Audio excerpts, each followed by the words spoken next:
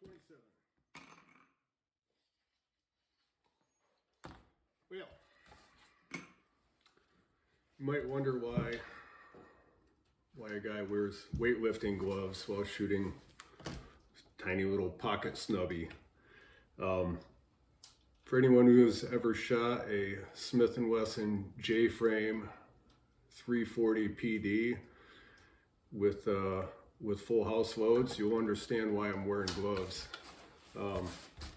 Little guns like this are always kind of snappy, even when they're in 38 special or 38 special plus P.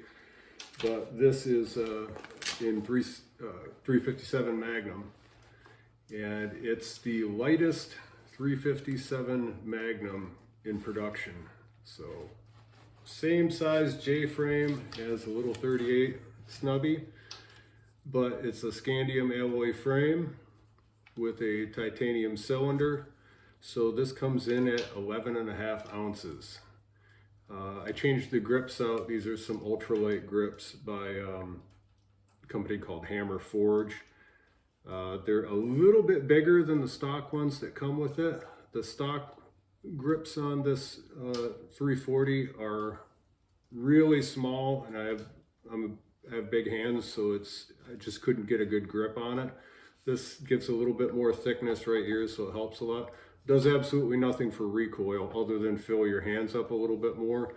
It's not squishy. It doesn't absorb recoil. It's an ultralight, hard, kind of like a rubberized plastic. I'm not sure what it is, but definitely not squishy. Definitely not something to mitigate recoil. Just to keep the ultralight weight while filling up the hand a little bit better. Very cool gun. I mean, I won't get into it too much on the 340 PD because there's so many good reviews out there. But here in Alaska, usually my revolvers, the caliber starts with a 4. Anything under, anything smaller than 44 Magnum is really marginal. A lot of guys carry 357s for bear, but it's not in a snubby generally. It's in a full-size service revolver, and that'll definitely work. Don't get me wrong. It's with hard cast bullets. It's more about shot placement than energy or anything like that anyway. But I like the bigger calibers, just a little bit more margin for error, and I just like shooting them too. Typically, if I'm carrying a revolver, first of all, if I'm carrying a rifle, that changes in my hands. That changes what sidearm I'm carrying. Usually, if I'm carrying a big hunting rifle ready to go, then I'm carrying like a Glock 20 10 millimeter for backup, or a Smith & Wesson L-frame 44 Magnum model 69 combat revolver. It's not too big, not too bulky. For times when I'm not carrying a rifle, if I'm just like hiking, then I want something much bigger, because always my rifle is my primary weapon. Got it in my hands or slung, ready to quickly deploy it. But if I'm not carrying a rifle, then I want something bigger. So in that case, I carry a Ruger Super Red Hawk 454 Casull. It's the toe clap model. So medium length barrel, but it's a big tank, and shoot the big whammer loads out of it. You could line up 2 or 3 bears and probably shoot through all of them. So I don't know if I need that, but I like it. If I ever have to shoot a bear in self-defense, I'll probably be wishing I had something even bigger. I'll actually be wishing I had my rifle in my hands for sure. But the biggest threat is even here in Alaska, where it's pretty small town, pretty safe.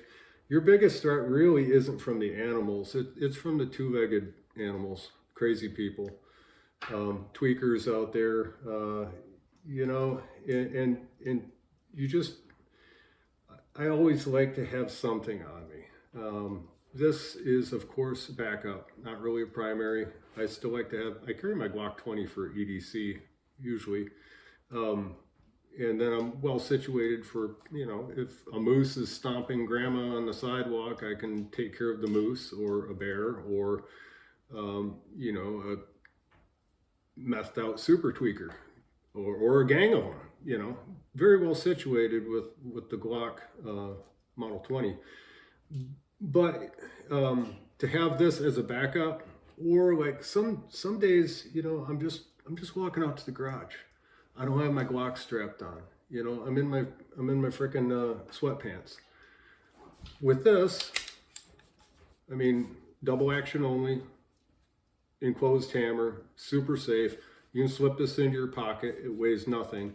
And I like to have something on me at all times. There's been more times than I can count that I step out the door to walk out to the garage, and here is a freaking mama moose roaring around the corner, you know, and it could turn bad really quick. More people are killed by moose than bears up here.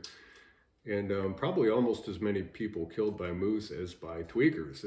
They're really nasty, especially the cows. I mean, the bulls will come after you when they're in rut, but the cows will come after you any time of year, even if they don't have calves with them. They're mean.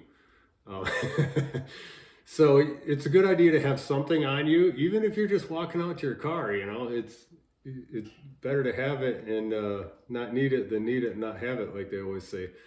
But you know, a 38 special, better than nothing, of course. You know, or like these little 380 pocket pistols, better than nothing. Anything is. But with this being 357, it really gives you the potential to defend yourself against a very large animal, a moose, a bear. And of course, being, you know, with hollow points, much more effective on a two-legged predator. But, you know, you lose so much velocity with the short barrel. This is like a 1.9-inch barrel, that even with full power 357 Magnum loads, you're really down there in like the 38 special plus P range. So you sacrifice a ton of velocity to go such a short, compact barrel, something that you can put in your pocket easily. So the way around that is you go, you know, you use more powerful rounds, but the trade-off with that is recoil.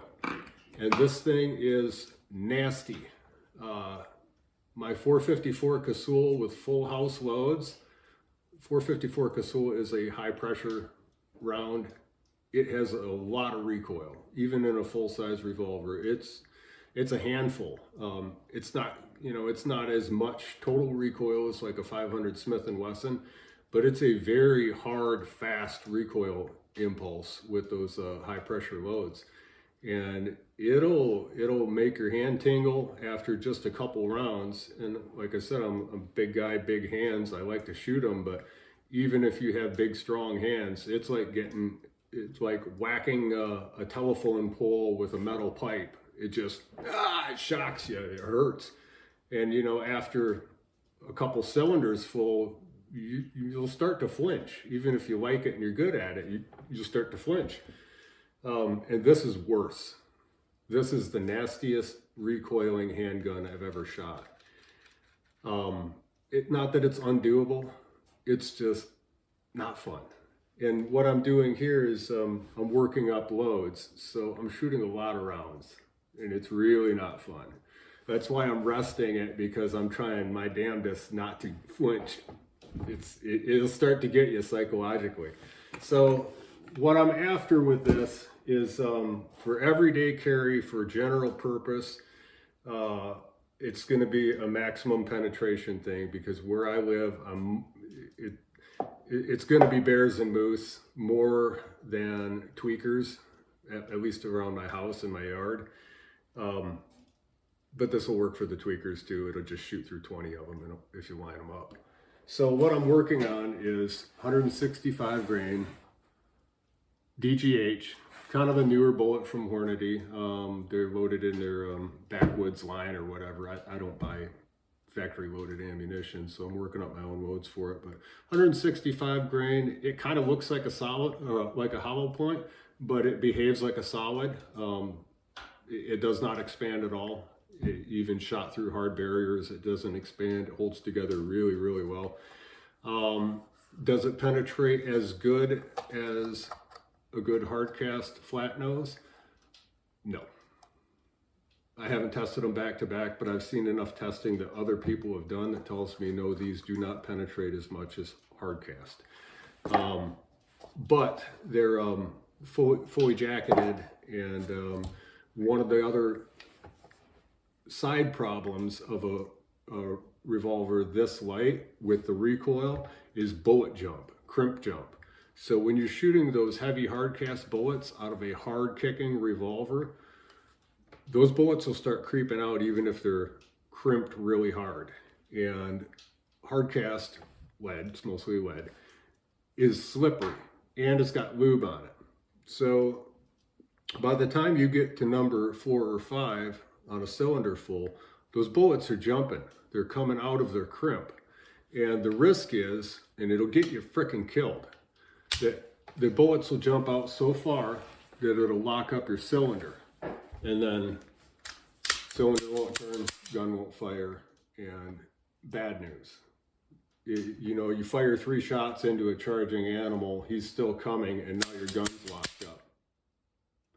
Even though you got, you know, more rounds left in there, it's jammed up, and it's a big mess. And it happens with the big boomer revolvers. You have to be more mindful of it. You never want to top off your cylinder and keep shooting and leave those other rounds in there and still be firing with those in there, because every round causes it to jump crimp a little bit more. So what I always do if I'm shooting those really heavy hard cast bullets in a revolver, I'll shoot the entire cylinder full. Just shoot them all up and be done with it. If you don't want to do that, then make sure you rotate your cylinders so that those are the next ones you fire. Don't just top it off and close it and have those still sitting in there at the back of the line. You want to get rid of those first, and maybe inspect them too before you instead of just topping off, pull them out and check. And a lot of times I'll take a Sharpie and mark them too, and you can see if that Sharpie line is jumping. You'll see if it's jumping crimp. So hard cast jumps crimp easier than a hard jacketed bullet. And you put a really hard crimp on a jacketed bullet, even in the 454 Casull, I can shoot a cylinder full, and if it's crimped heavy, none of them will jump crimp. But I obviously don't want a jacketed, like a hollow point or something, for bear defense. You know, I want hard cast. But that isn't going to work in this, because this recoils so bad that it's going to jump crimp. It's going to fucking get you killed. So I'm looking at an option for this. DGH allows me to crimp the hell out of it, not jump crimp, but according to Hornady, still penetrate very deep without expanding. They do seem to do that. Nowhere near like a hard cast from what I've seen, but maybe still doable. So that's the process for this. And right now I'm still working up loads. I'm well under max, but getting up there. It's getting really warm even for a 357 Magnum. And out of this 1.9 inch barrel, I'm at 827 feet per second. So still pretty low velocity, but boy, if that was hard cast, I would say that'll penetrate a bear's head all day long, every which way. With this, I probably want to push it a little bit faster. I probably want to get it up to about 1,000 feet per second out of this little gun. And of course, that's going to feel like getting smacked in the hand with a baseball bat. But I've never felt recoil when my adrenaline was high. Hunting, you know, high stress situation, I don't feel recoil, and I also don't notice muzzle blast or anything like that. I mean, you dump a whole cylinder, your hand won't hurt a bit. If you do it at the range with the same ammo, your hand's like, eh! So it's a real thing. Adrenaline protects you like that, and it gets you through stuff, hopefully. But just wanted to touch base on that. 340 PD, scandium, titanium cylinder. Sweet little gun, but it's a handful. Thanks, guys. Bye-bye.